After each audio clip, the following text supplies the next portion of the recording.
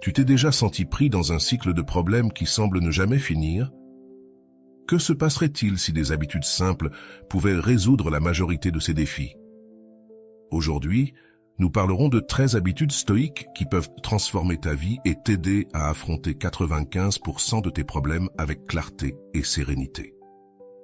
Mais avant de commencer, j'aimerais savoir de toi.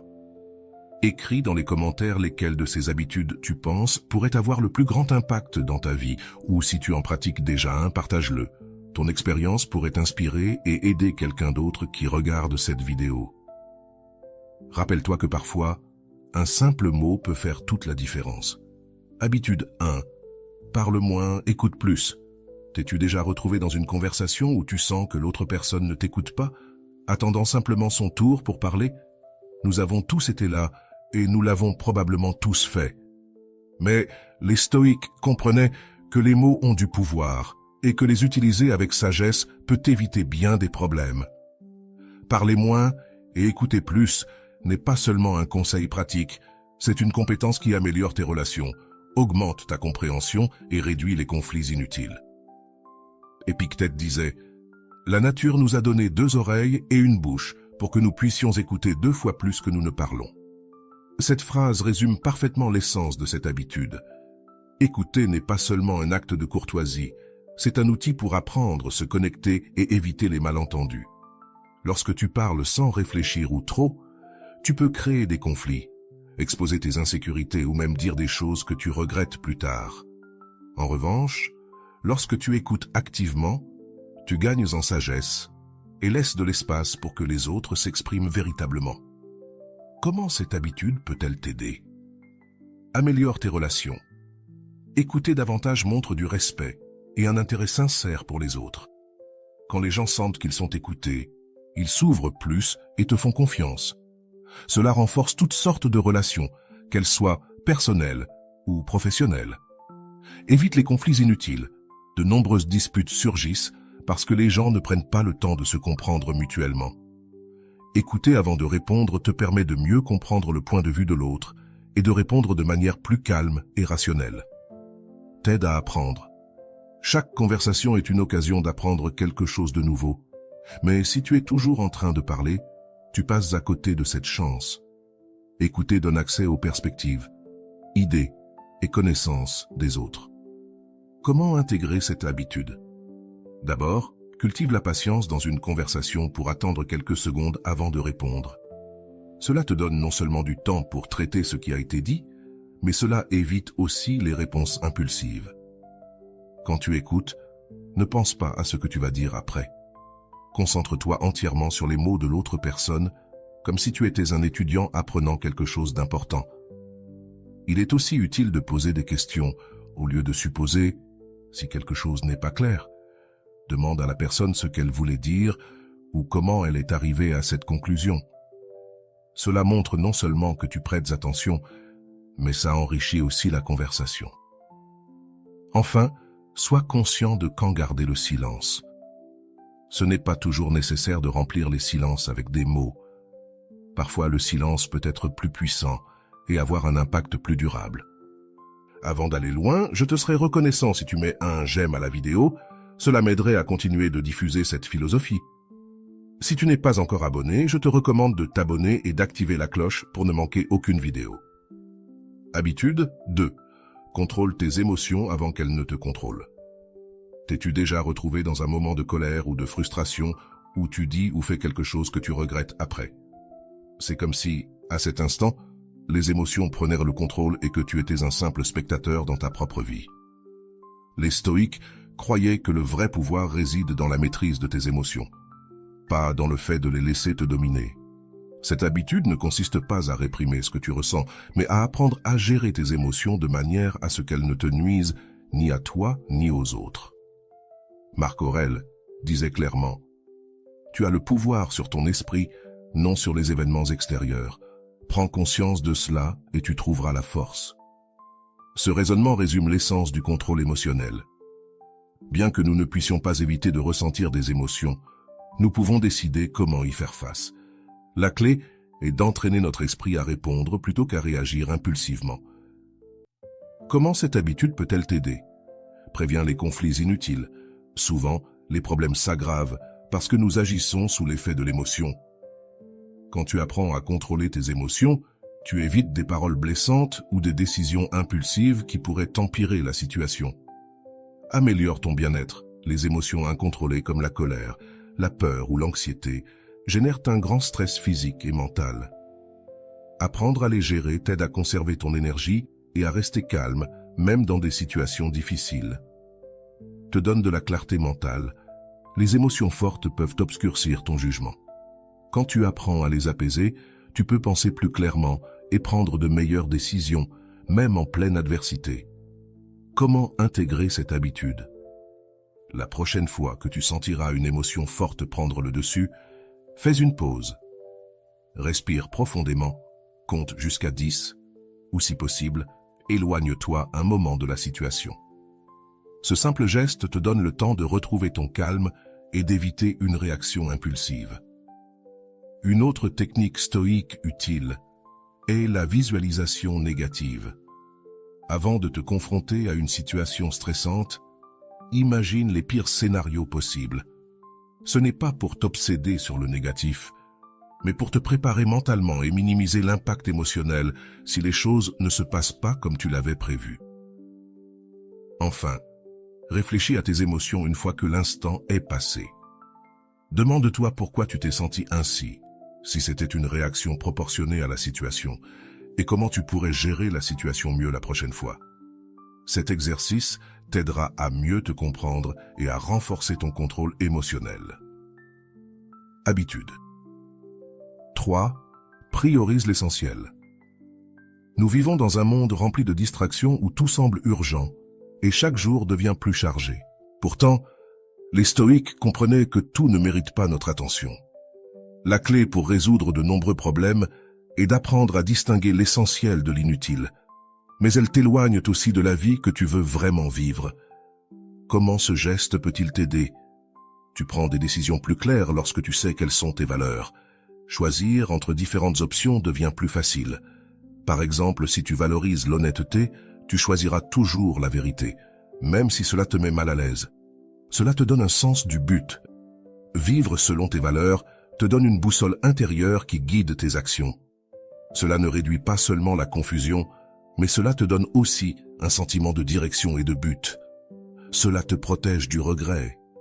Lorsque tu agis en cohérence avec ce que tu crois, tu te sens en paix avec toi-même. Même si les choses ne se passent pas comme tu l'espérais, tu sais que tu as fait ce qui était juste selon tes principes.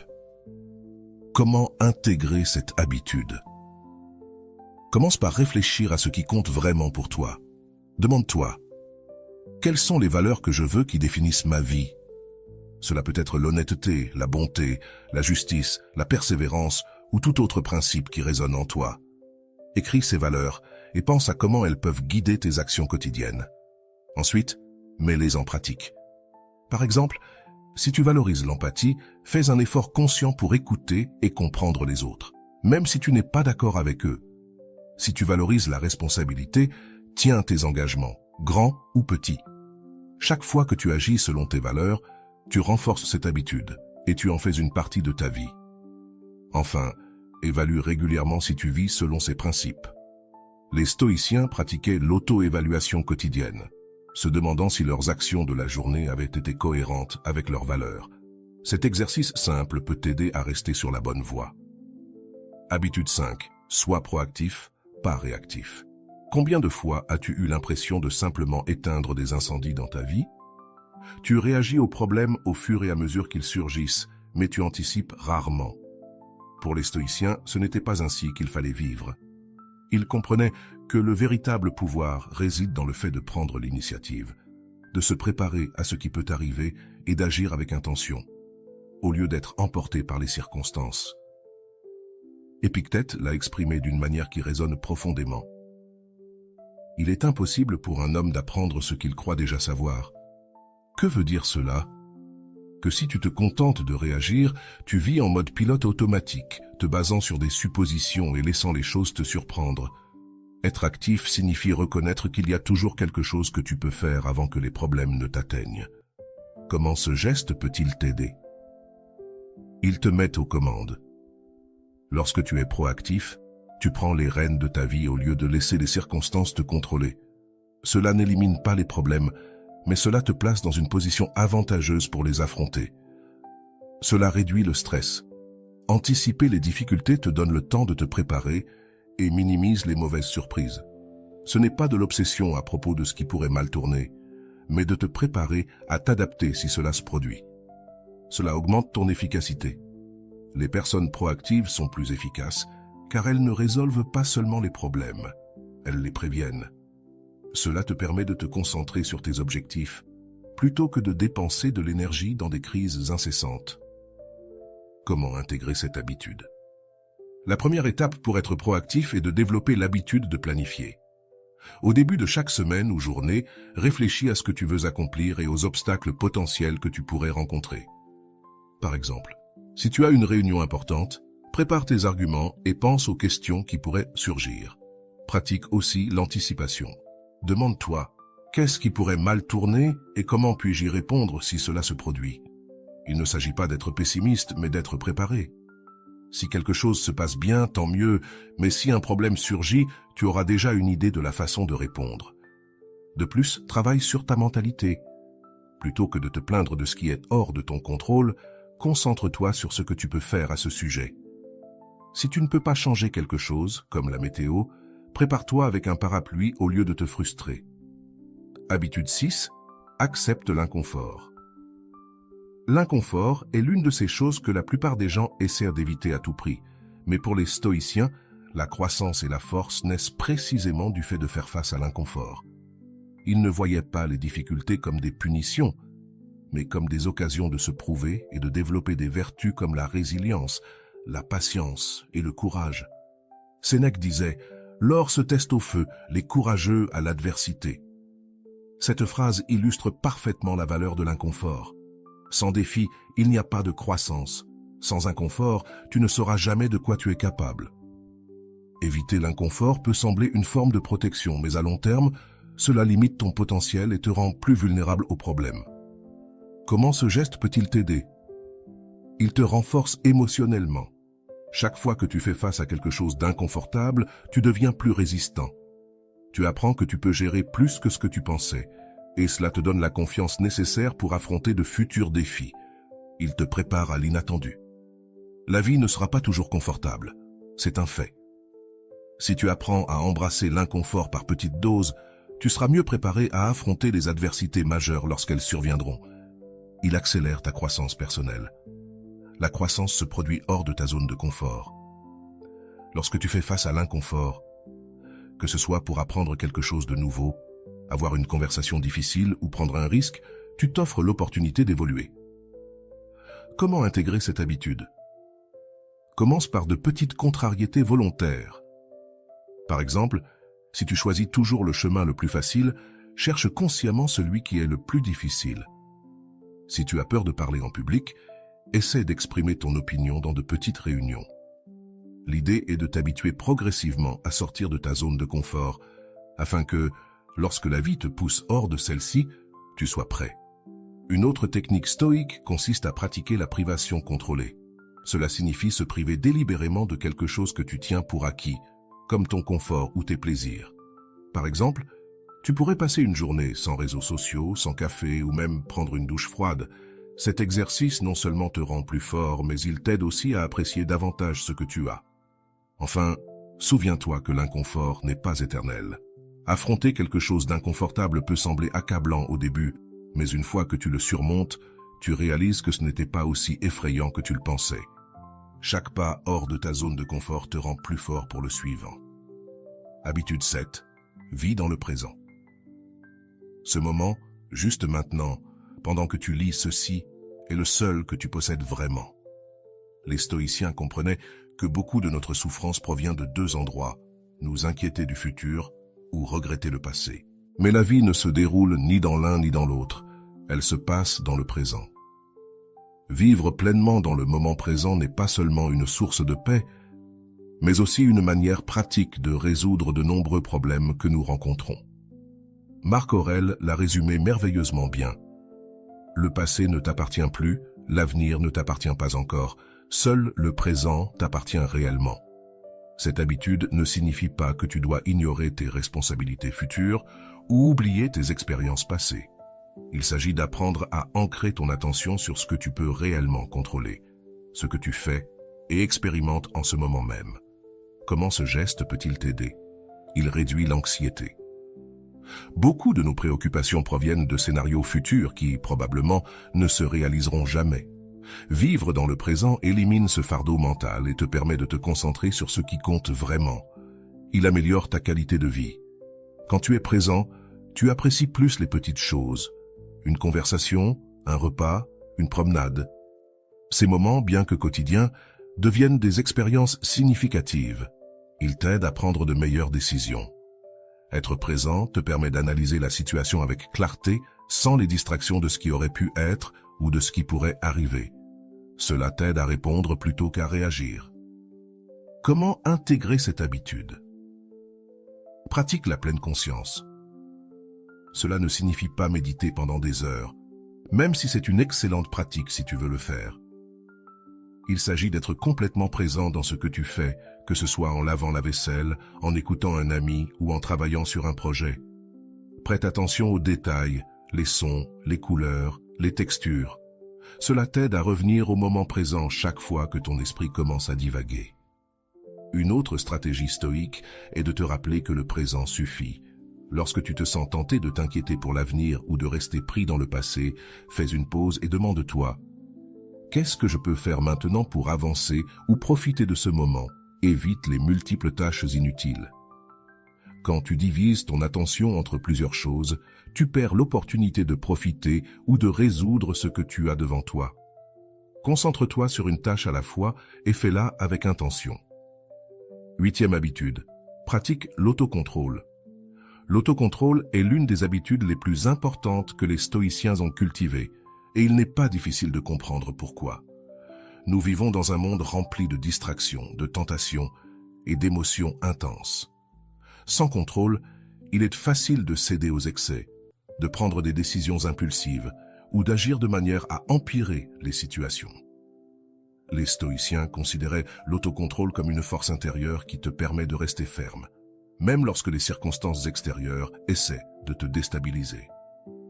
Épictète l'a exprimé avec une phrase directe et puissante: « Personne n'est libre s'il n'est pas maître de lui-même. » Cela signifie que si tu ne peux pas contrôler tes impulsions, tes émotions ou tes désirs, tu deviens leur esclave. L'autocontrôle n'est pas quelque chose qui réprime qui tu es. Au contraire, c'est ce qui te permet d'agir en accord avec tes valeurs et tes objectifs, plutôt que d'être entraîné par ce que dicte le moment. Comment peut-il t'aider? Cette habitude t'évite des problèmes inutiles. Les décisions impulsives, qu'il s'agisse d'un mot dit dans un accès de colère ou d'une dépense incontrôlée, génèrent souvent des problèmes que tu aurais pu éviter avec un peu d'autocontrôle. Ils te donnent une sensation de pouvoir personnel. Lorsque tu contrôles tes réactions, tu réalises que tu as plus de contrôle sur ta vie. Cela te rend plus fort et plus capable d'affronter n'importe quelle situation. Il favorise des habitudes positives. L'autocontrôle est la base pour développer d'autres habitudes qui t'aident à résoudre des problèmes, de maintenir une routine saine à être plus productif. Tout commence par la capacité de dire non à ce qui ne te bénéficie pas. Comment incorporer cette habitude? Le premier pas est de prendre conscience de tes impulsions. La prochaine fois que tu ressentiras l'urgence de réagir de manière impulsive, fais une pause, respire profondément et demande-toi: cela me rapproche-t-il ou m'éloigne-t-il de mes objectifs et de mes valeurs? Cette brève pause peut suffire à rediriger tes actions vers quelque chose de plus constructif. Pratique aussi la modération. Être stoïque ne signifie pas se priver de tout ce qui est bon, mais éviter les excès. Par exemple, profite d'un bon repas, mais pas au point de te sentir mal après. Permette-toi une pause, mais ne laisse pas cela devenir de la procrastination. Enfin, développe de petites épreuves d'autocontrôle au quotidien. Tu pourrais commencer par résister à l'envie de vérifier ton téléphone chaque fois qu'une notification apparaît, ou mettre de côté une envie passagère pour te concentrer sur quelque chose de plus important. Avec le temps, ces petits exercices renforceront ta capacité à t'autocontrôler. 9e habitude, apprends à te détacher. L'une des plus grandes erreurs que nous commettons est de nous attacher excessivement aux choses, aux personnes, aux objets, aux résultats, voire aux idées. Cet attachement nous rend vulnérables à la souffrance, car à un moment donné, tout ce que nous possédons peut changer ou disparaître. Les stoïciens savaient que le détachement ne signifie pas qu'ils ne se soucièrent de rien, mais avoir une relation saine avec ce que tu as et avec ceux qui t'entourent, sans dépendre entièrement d'eux pour ton bonheur. Épictète l'a dit clairement. Ne t'attache à rien qui ne soit pas sous ton contrôle, profitant tant que tu l'as. Le détachement ne signifie ni froideur ni indifférence, c'est une manière de te libérer du fardeau émotionnel causé par la peur de perdre. Lorsque tu n'es pas enchaîné à tes possessions ou à une attente particulière, tu peux davantage profiter de ce que tu as dans l'instant présent. Comment peut-il t'aider? Il réduit la peur du changement. Tout dans la vie est temporaire. Les relations, les réalisations, voire la vie elle-même. Le détachement te prépare à accepter les changements avec plus de sérénité et moins de résistance. Il te donne plus de liberté. Lorsque tu n'es pas émotionnellement dépendant des choses externes, tu te sens plus léger. Tu n'as pas besoin que tout se passe parfaitement pour être en paix avec toi-même. Il prévient des souffrances inutiles. Souvent, nous souffrons parce que nous mettons notre bonheur dans des choses que nous ne pouvons pas contrôler, comme les décisions des autres ou des situations externes. Pratiquer le détachement t'aide à éviter ce type de douleur. Comment incorporer cette habitude? Commence par évaluer ce que tu as et réfléchis à la question suivante. Serais-je bien sans cela? Cela ne signifie pas que tu dois abandonner tes possessions ou tes relations, mais reconnaître que ta valeur et ton bonheur ne dépendent pas uniquement d'elles. Pratique aussi la gratitude consciente. Lorsque tu apprécies ce que tu as sans t'y accrocher, tu peux en profiter davantage. Par exemple, au lieu de t'inquiéter de combien de temps quelque chose durera, apprécie simplement que tu l'aies maintenant. Une autre façon d'entraîner le détachement est de pratiquer la renonciation volontaire. Cela ne signifie pas renoncer à tout, mais il peut être utile de laisser quelque chose temporairement pour te rappeler que ta vie ne tourne pas autour de cela. Par exemple, tu pourrais passer une journée sans réseaux sociaux ou donner quelque chose que tu n'utilises plus. 10e habitude. Accepte l'impermanence. L'un des principes les plus profonds du stoïcisme est l'acceptation que tout change. Rien dans la vie n'est permanent. Les joies, les difficultés, les relations, ni même nous-mêmes. Les stoïciens ne voyaient pas cela comme quelque chose de négatif, mais comme une vérité libératrice. Lorsque tu comprends que tout est temporaire, tu apprends à apprécier le présent et à ne pas t'accrocher au passé ou au futur. Marc Aurèle l'a exprimé avec une grande sagesse. Observe comment tout ce qui se passe est en constante transformation, comme un courant interminable. Accepter l'impermanence ne signifie pas se résigner, mais reconnaître que le changement est inévitable et que tu peux t'adapter à lui. Cette habitude ne t'aide pas seulement à affronter les hauts et les bas de la vie, mais elle t'enseigne aussi à vivre avec plus d'intention. Comment peut-il t'aider? Il te prépare au changement. Lorsque tu acceptes que rien ne dure éternellement, tu arrêtes de craindre le changement et tu commences à le voir comme une opportunité de grandir et d'évoluer. Il réduit la souffrance. Souvent, nous nous accrochons à des personnes, des situations ou des périodes de la vie qui sont déjà passées. Accepter l'impermanence t'aide à lâcher prise de ce qui n'est plus et à trouver la paix dans ce qui est. Il augmente ta gratitude. Savoir que les choses ne dureront pas éternellement te fait apprécier davantage ce que tu as pendant qu'elles sont là. Cela t'aide à profiter de chaque moment et à en tirer le meilleur parti. Comment incorporer cette habitude? Pratique la réflexion quotidienne. Les stoïciens avaient l'habitude de se rappeler chaque jour que la vie est éphémère. Ce n'est pas pour vivre dans la peur, mais pour te rappeler que chaque jour, chaque moment est unique. Demande-toi, comment puis-je profiter de cette journée au maximum? Tu peux aussi pratiquer le détachement émotionnel des résultats. Par exemple, si tu travailles sur un projet, fais de ton mieux, mais accepte que le résultat puisse ne pas être permanent ou parfait. Cela t'aide à profiter du processus plutôt qu'à t'obséder sur le résultat final. Enfin, lorsque tu fais face à un changement difficile, au lieu de te résister, demande-toi « Que puis-je apprendre de cela ?» Voir le changement comme une leçon plutôt que comme une perte transforme ta perspective et te donne la force d'aller de l'avant. 11e habitude. Garde ton calme au milieu du chaos. T'est-il déjà arrivé, dans une situation compliquée, de voir quelqu'un garder son calme tandis que tous les autres perdent la tête? Cette personne est souvent celle qui trouve des solutions, ou du moins évite d'aggraver le problème. Les stoïciens valorisent profondément la sérénité, car ils savaient qu'une pensée calme est plus efficace qu'une pensée dominée par le chaos. Sénèque l'a exprimé avec précision. Souvent, nous perdons plus à cause de la peur et de la colère que par le danger lui-même. Cela signifie que souvent, ce n'est pas la situation en elle-même qui nous affecte, mais notre réaction face à elle. Le calme nous pousse à ne pas agir impulsivement, à ne pas prendre de mauvaises décisions ou même à générer plus de problèmes que ceux qui existaient déjà. Comment peut-elle t'aider, ce geste? Elle te permet de prendre de meilleures décisions. Une pensée tranquille peut évaluer la situation de manière plus objective. Quand tu n'es pas pris dans l'émotion du moment, tu peux trouver des solutions plus claires et efficaces. Elle réduit l'impact émotionnel. Garder son calme ne signifie pas ignorer ce qui se passe, mais gérer ses émotions de manière à ce qu'elles ne te contrôlent pas. Cela t'aide à affronter les problèmes avec plus de stabilité. Elle influence positivement les autres. Ta calme peut être contagieuse. Si tu restes serein au milieu du chaos, il est plus probable que les gens autour de toi se calment également et travaillent avec toi pour résoudre le problème. Comment intégrer cette habitude? La prochaine fois que tu seras face à une situation chaotique, fais une pause avant de réagir, respire profondément et souviens-toi que perdre ton calme ne fera qu'aggraver les choses. Demande-toi, qu'est-ce que je peux faire de mieux en ce moment? Cette petite pause peut suffire à rediriger tes pensées et émotions. Pratique aussi d'imaginer des scénarios difficiles à l'avance, comme le faisaient les stoïciens avec la praemeditatio malorum. Réfléchis à ce que tu pourrais faire si les choses ne se passent pas comme prévu. Ce n'est pas pour t'obséder avec le négatif, mais pour te préparer mentalement et te sentir plus en sécurité si quelque chose d'inattendu survient. Enfin, cultive l'habitude de ne pas prendre les choses personnellement. Le chaos n'est souvent pas une attaque contre toi, mais simplement une situation qui doit être gérée. Séparer ton identité du problème t'aide à rester centré. Habitude. 12.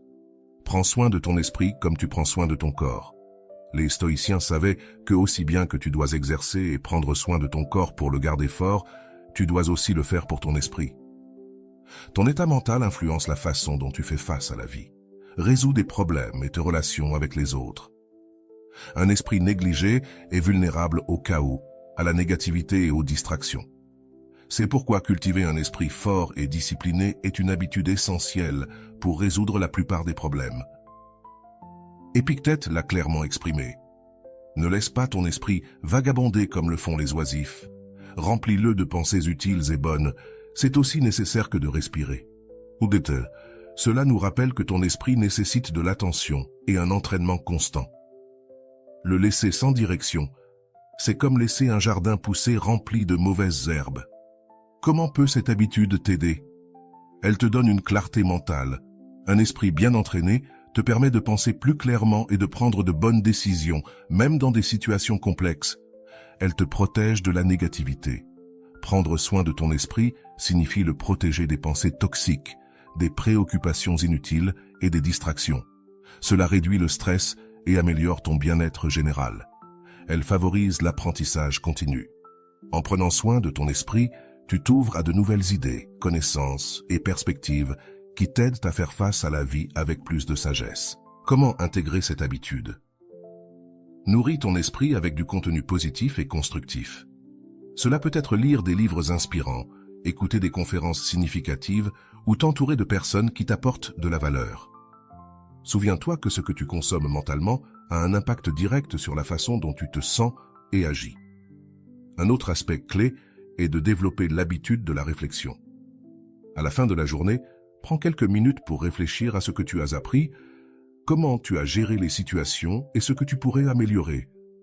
Cette pratique renforce non seulement ta conscience de soi, mais t'aide également à maintenir un focus positif. De plus, pratique le silence. Les stoïciens valorisent beaucoup les moments de calme pour organiser leurs pensées. Consacre quelques minutes par jour à te déconnecter du bruit extérieur et simplement être avec toi-même. Cela peut être à travers la méditation, l'écriture ou simplement observer tes pensées. Habitude. 13. Entoure-toi de personnes qui t'élèvent. Les stoïciens savaient que les personnes avec lesquelles tu t'entoures ont un impact énorme sur ta vie. Si tu es entouré de personnes négatives, qui critiquent constamment ou qui n'ont pas d'objectif clair, cette énergie t'influencera inévitablement.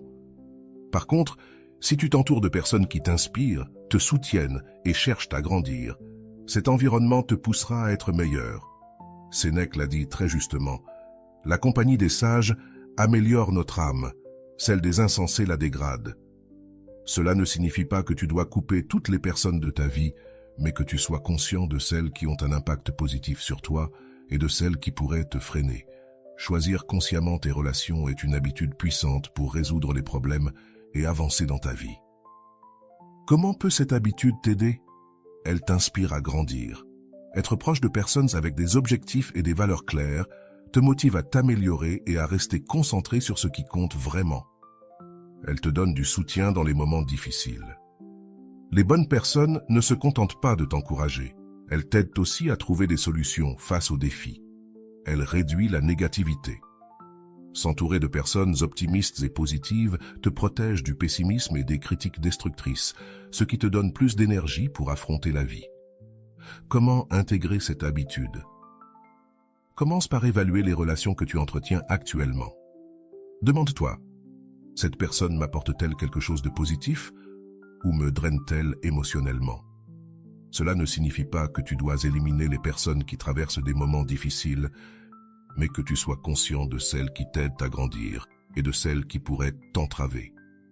Cherche activement à t'entourer de personnes qui partagent tes valeurs ou tes objectifs. Cela pourrait être en rejoignant des communautés, des groupes ou des activités où tu rencontres des personnes avec des intérêts similaires. Par exemple, si tu veux améliorer ta discipline, entoure-toi de personnes qui valorisent aussi la croissance personnelle. Enfin, sois toi-même une personne qui élève les autres. La réciprocité est importante dans toute relation. Si tu inspires et soutiens les autres, tu attireras des personnes qui feront de même pour toi. Et voilà, j'espère que vous avez trouvé beaucoup de valeur dans cette vidéo.